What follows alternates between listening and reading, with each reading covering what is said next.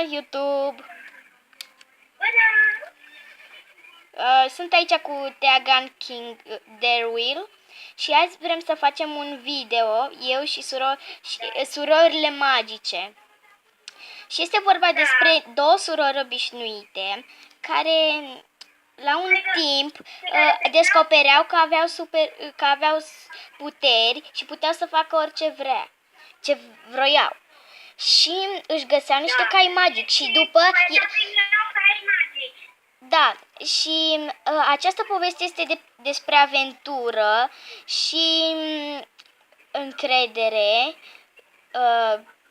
ăsta, cum îl cheamă, suspans și dramă.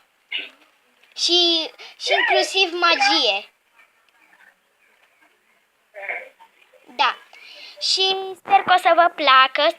Asta este primul episod. Deci, da. Bye, guys! Da, am uitat să vă spun că noi eram săraci, dar la un moment dat am devenit bogate și da. Ok, hai să începem. Da.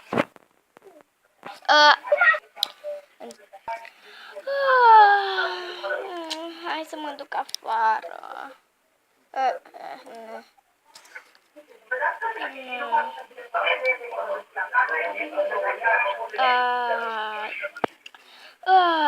Doamne, bună seara.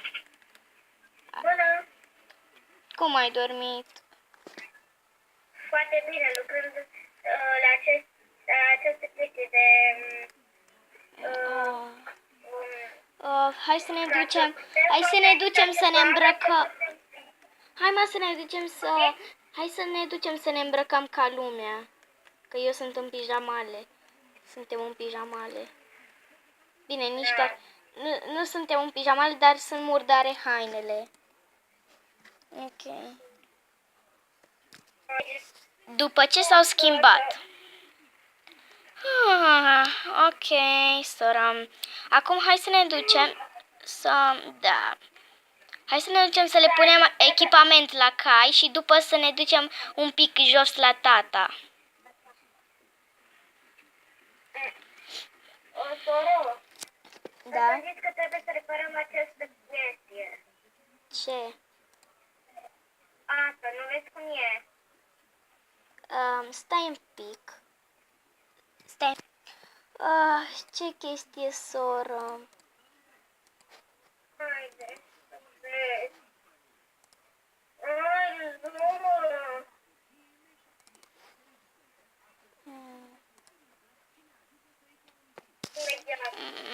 Soră, m-ai trezit la ora asta doar pentru a face chestia aia? Care trebuia tu să faci ieri?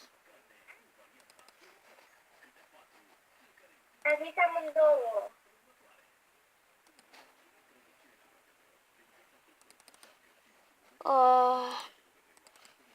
Bine, soră, mi-am echipat calul. Eu acum... Ok, acum trebuie să ne ducem la tata, pentru că poate este furios din cauza, din cauza că știi că ieri am făcut o prostie, nu? Ce prostie, nu mai... Aia că ne-am pierdut cai și zicea că suntem irresponsabile. Bine, numai că știi ce trebuie să facem. Ce trebuie Să să... reparăm și asta, că atunci a zis că dacă o reparăm asta, o jumătate de... Deci o jumătate de greșeală iertată. Da. Și va trebui să-i facem și iarul. Și atunci va fi complet iertat.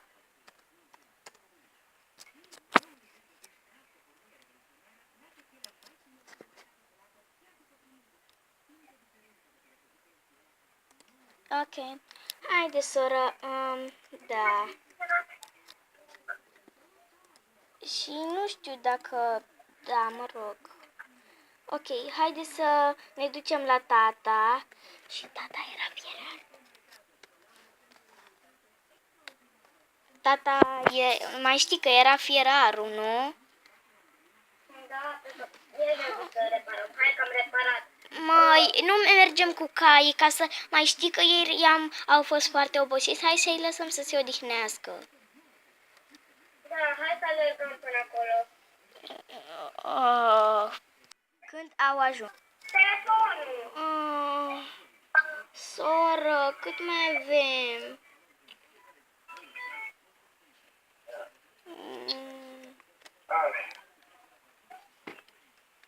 Cât mai avem? Bună, fetele mele. Ați reparat aia care v-am dat de lucru? Nu, tată, n-am apucat. Acum ne-am trezit. Duceți-vă și reparați-o. Duceți-o și reparați-o.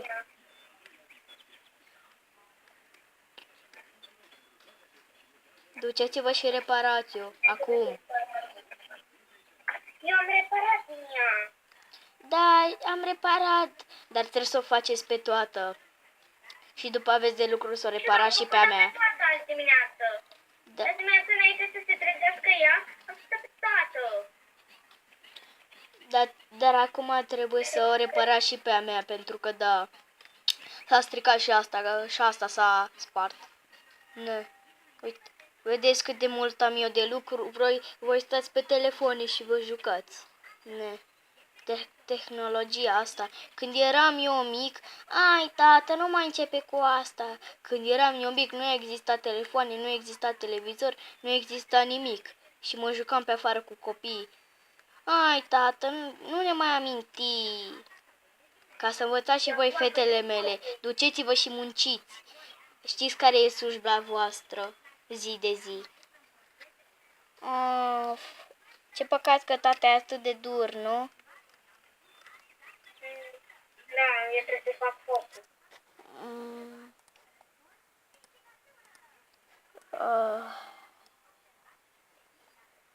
E cald tare. Mama, ce dur e tata. Mă duc să mai aduc butoaie de aici. Doamne, ce greu a fost. Mamă. Ola, trebuie să suflăm în asta. Mă duc să-i zic lui tata că nu mai putem, deci nu mai putem să muncim. Vrem o altă slujbă. Tată, ne pare foarte rău, dar vrem altă slujbă. Nu ne place să fim așa chinuite. Scuză-ne, tată. Fetele mele, nu este nimic, dar există o slujbă care poate nu vă place. Care slujbă? Ariana, vino! Pe mine mă chema Alexandra. Da, mă rog. Ok. Hai. Ariana, vino, tata a spus, fii atentă. A spus că putem să avem altă slujbă. Fetele mele, puteți să aveți altă slujbă, dar poate nu o să vă placă. Care, tată, care? Ariana, tu ești curioasă? Da. Îngrijitoare de cai. Da. Mie îmi place să fie îngrijitoare de cai.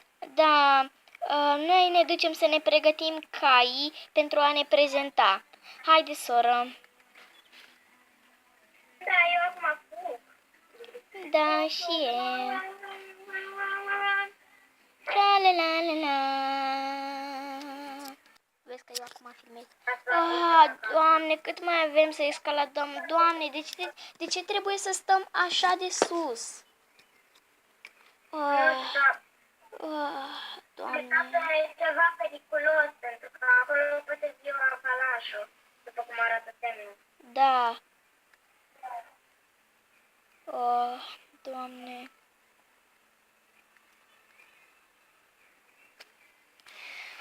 Sora, am ajuns în sfârșit. Da. Bine, hai, Ultra Champion. Fetiță cu minte. Fetiță cu minte.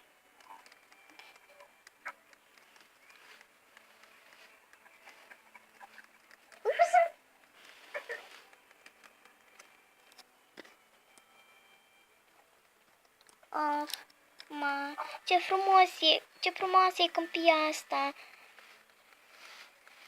știu, e cea mai frumoasă dintre ele.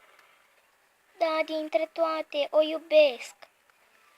Dar Eu nu mai o să trebuiască să ne mutăm o să trebuiască să ne mutăm, pentru că este prea departe.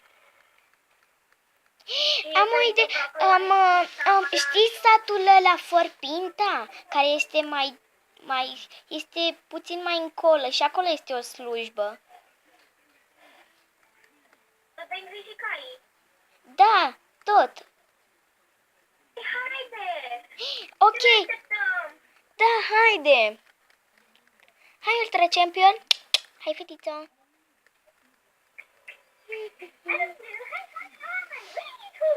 Nu mai sări, știi că data trecută ți-ai sclintit piciorul. Și ai grijă cu căluțul tău, ai grijă, știi că e sensibil. Picior, scuze, mamă, și ce-am făcut? L-am panicat pe Ultra Champion și s-a lovit. Hai pe scurtătură, știu eu, o scurtătură. Sau ce, what? Vino, am citit pe net că de scurtătura asta. Așa, după aia o luai prin gardul ăsta și după cred că o luai în față, până vezi un oraș. Da, uite-l. Uite-l acolo. Da. Scrie pe el, Forpita. De-abia aștept să ne ducem. Ce vezi?